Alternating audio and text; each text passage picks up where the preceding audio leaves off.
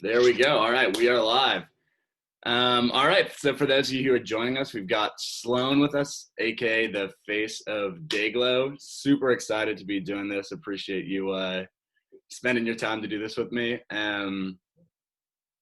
But yeah, so basically just a little context about how we got this going. So for a project I'm doing for my entrepreneurship class, I basically made a list of people that I really valued in the music industry, people I just really wanted to have a conversation with, and ended up DMing Sloan yesterday. And within 15 minutes, we got to go and got something on the table, and we're doing it today. So super excited about it, ready to get it going. And yeah, we'll just kind of go through, talk about some of your personal journey stuff, some music industry stuff.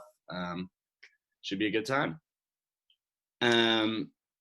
Yeah, so we'll kind of start talking. The first thing I was going to ask you, and then I kind of realized that this is probably the last question I would want to get from from the music side, is kind of how the name got started, how things got going. So I figured I could probably just figure that out myself. Yeah. So I saw that came from a song, Dayglow, right, by Brazos, who's an Austin-based group. Is that correct? Yeah. Very cool. And was that just a song you liked and carried with you, or kind of how did that come about into becoming the face of what you're Yeah. Well, I actually wasn't living in Austin yet at the time. And I also didn't know Brazos was like an Austin-based band. It wasn't any connection to me at all. It's kind of special knowing that like, Brazos was an Austin-based band, and I'm in Austin now. But yeah, at the time making it, I just didn't want to overthink like a band name or anything. And I was really into the song at the time, and I was like, that could work as a name. So I just went with that because I felt like if I didn't just immediately make a decision, I would have never made one. So yeah. Absolutely. Yeah, no, Absolutely. I think that's cool. So yeah, you kind of talked about it. You weren't in Austin at the time. You were from Fort Worth, right? And then moved over to Austin. Yeah, I'm from a small town outside of Fort Worth called Aledo.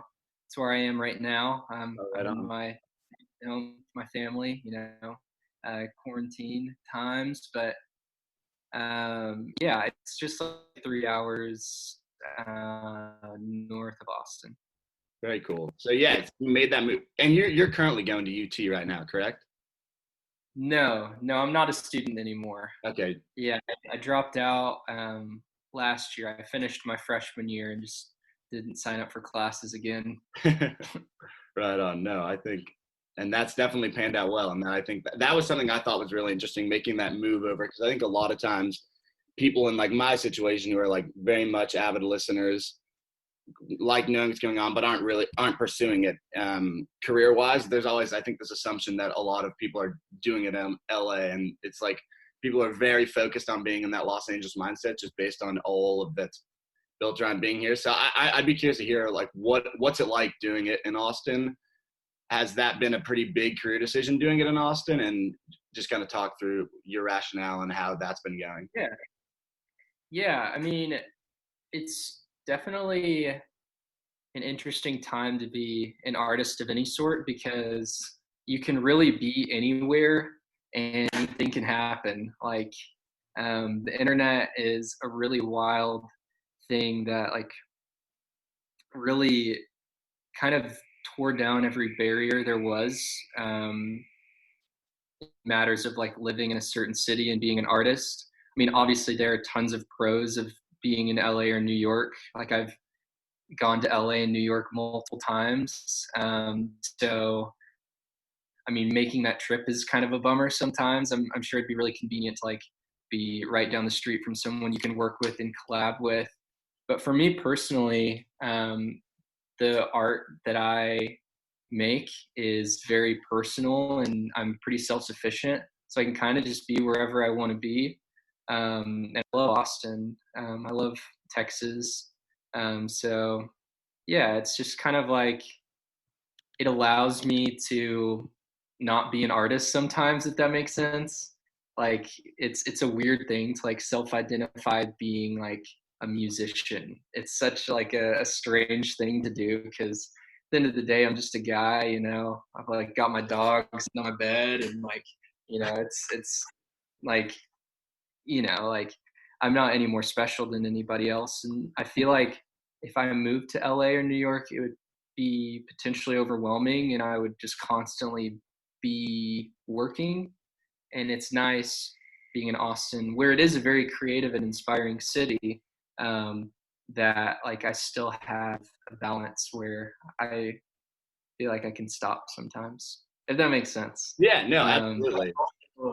I also love LA a lot. I'm bummed I can't go on tour, but yeah, I mean, I did, there's definitely pros and cons, but for me, it just works to be in Austin.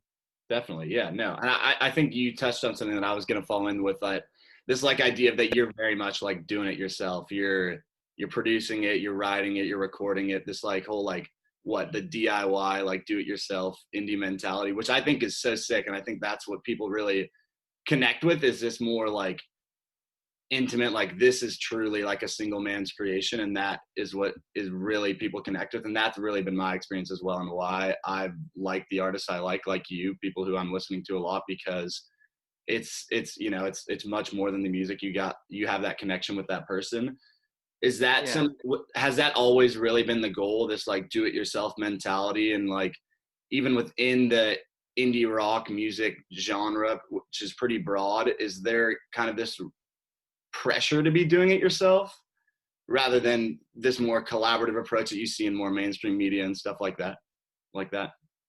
Um, I don't know. I mean, I I go back and forth between like if genres matter or not. Like sometimes I'll be like, it is obvious why genres exist and like stereotypes are because they are, and like I am definitely this type of artist. But then there's other days where I'm like, genres are stupid. Like everybody's just doing their own thing. And so I've like, for me, I just naturally like grew up in a small town, and so I wasn't around any sort of creative like community, um, and so I kind of had to do it by myself. I didn't really have any outside voices or help like teaching me or pushing me, other than the internet. Really, I just kind of grew to do it myself, and I just have done it for like a decade now, which is kind of crazy, but like it's just kind of who I've become and the way that I do things, just by like how I was raised and grew up. So that's just why I do it. But I also see like a lot of what you're saying, where there is this weird like pressure now. I was actually just having a conversation um, with my managers on the phone talking about how like right now every artist is like trying to figure out like how to make content like when there's nothing going on. And like I feel like everybody, being a musician is so much more than making music, and I feel like there's much more pressure for that nowadays, with social media and everything, and that there's this whole aesthetic that like um, which is really cool because being an artist is a lot more personal than it used to be, I think, for some people. But I don't know, it's like this weird new phase of entertainment where like an artist is more than just the art that they make, but like they're being watched in every part of their lives. So I think there's definitely a pressure for people to like be talented in multiple different ways. Like you see like Billie Eilish, where she like her and her brother were really involved, and it's becoming more and more a part of pop culture that like you got to be everything, which has always existed. You know, people have Yeah. always said like you need the whole package, but I feel like that's kind of changed on what the package is. Yeah, no, absolutely. And I think people take note of that too, and really appreciate that kind of like dynamic performer. It's like I think it gives it more substance and more like a reason to keep watching and stay along for that ride rather than just pop in and pop out. Yeah. So I mean, it's like it's a strange thing because at the end of the day, like I just want to be doing like what I would naturally do, and what that is for me, thankfully, is like doing it myself. But becoming self-aware of that like makes me feel like I'm not being myself because I know I'm doing it, and so it's like this weird loop that happens. I'm sure other artists experience that too.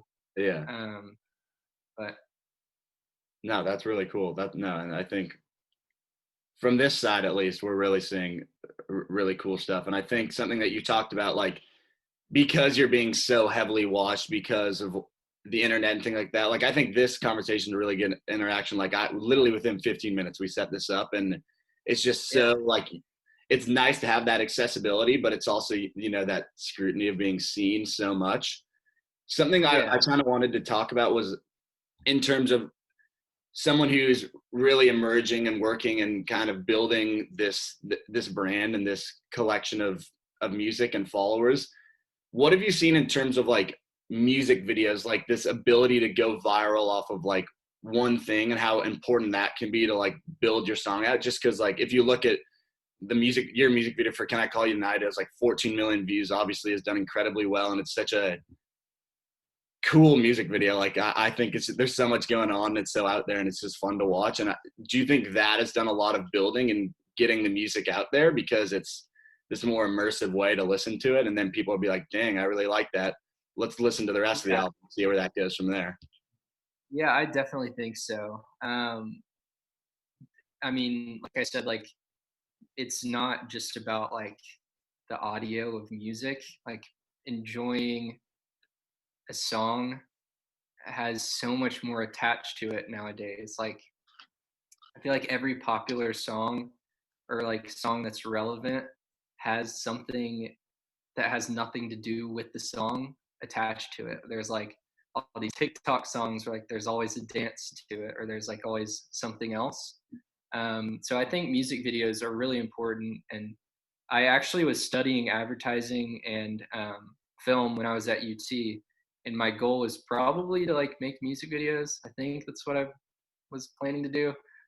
But yeah, I love music videos, and I think it's so fun to like have visual things that represent a song. I think that's a really special thing about music is that you can build so much off of a song. You know, like it could be the theme to a movie, or it could be in a commercial, or like there's just so much you can do with the song. And it's such a like moldable style of art. Um, yeah, I don't Definitely. know if that answers the question, but Yeah, no, I think that totally does. And it's so much is about like the experiential element of it, especially through media. And it's like keeping people entertained and getting that. So, and that's been my experience too. Like, I think I've found a lot of the people I listen through, like literally through YouTube, like just cycling that algorithm and seeing new I things mean, pop up. yeah, Yeah, it's unbelievable, and it's not like the way I feel like people earlier on would have thought that would be how they're consuming it and getting like their new music they're finding. But now I think it works so well, and it makes it more fun. So I'm totally behind it. Uh, yeah. yeah. Um, Other than that, I think something that I thought was interesting that I think people like in terms of getting an understanding about your situation right now and how you're kind of building this out. Um, is kind of it's this thing called like this Olympic runner came and talked to our class, and he talked about like the rule of thirds. Like anything you're really pursuing that you're really passionate about is a third good, a third okay, and a third just crappy.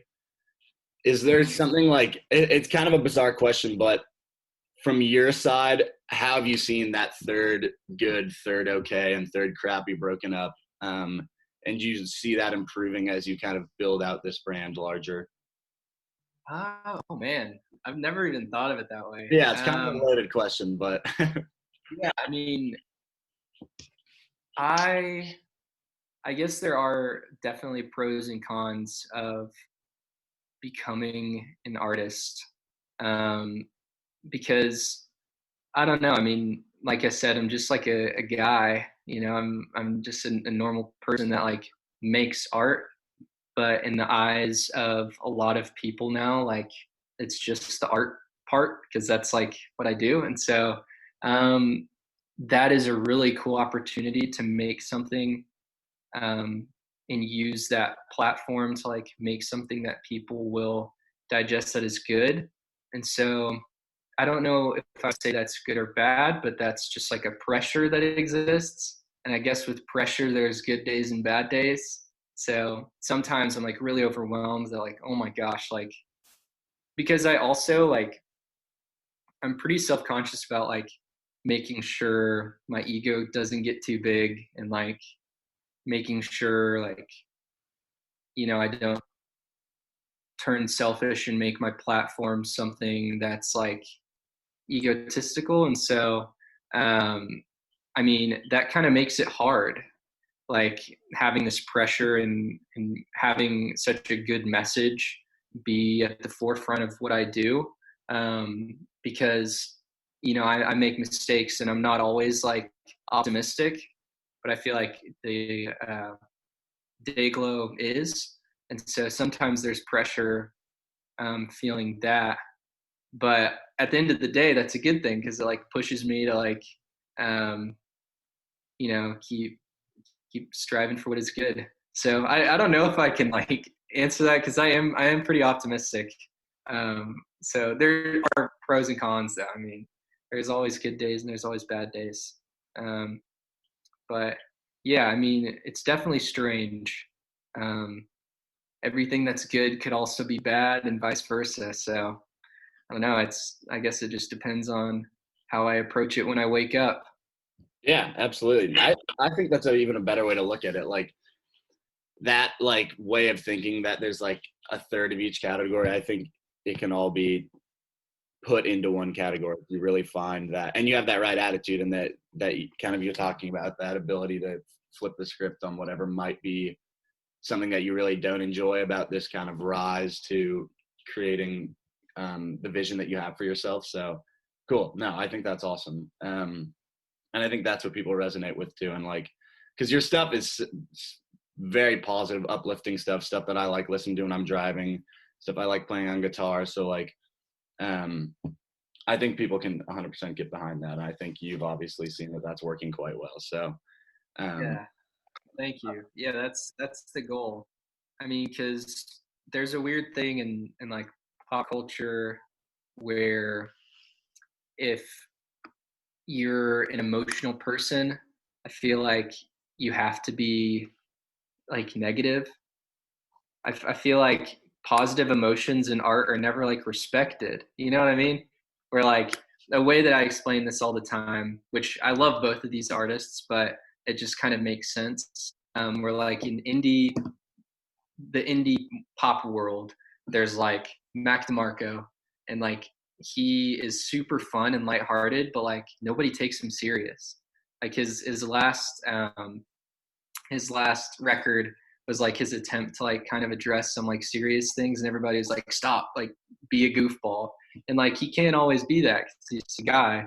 yeah, But then on the other side of it, there's like the 1975, and they're like so respected for their like aesthetic and like visual stuff. But it's never really like optimistic. You know what I mean?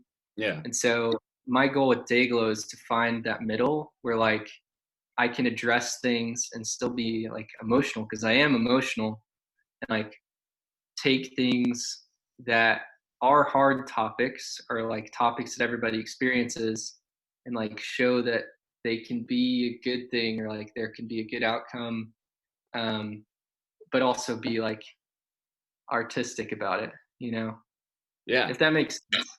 totally. No, I I think don't that. really know where but No, and I think that kind of feeds into that last question I was asking, is like, what's the vision for this? What, because you've made this one album, the 8-track album, that has done quite well, and I think has gotten you like, for only putting out one thing, has really taken you quite a long ways in building style, which I think is so sick. But look, I think that's kind of what you touched on. Like, this vision is really to be like as real as you can be and present, not buy into either side of this, really showing like, oh, I don't really care, like, versus like, wow, this is like, life is so serious, and kind of like bridging those together to bring that to where people just can relate in so many levels. So, yeah.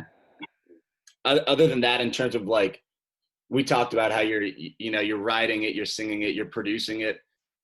How much of the time are you also like spending on the branding aspect of it, like really kind of trying to build yourself out and get your name out there? Because I'm sure between those three and then this last one, that's quite a lot to take on. Yeah. What's your experience with um, that?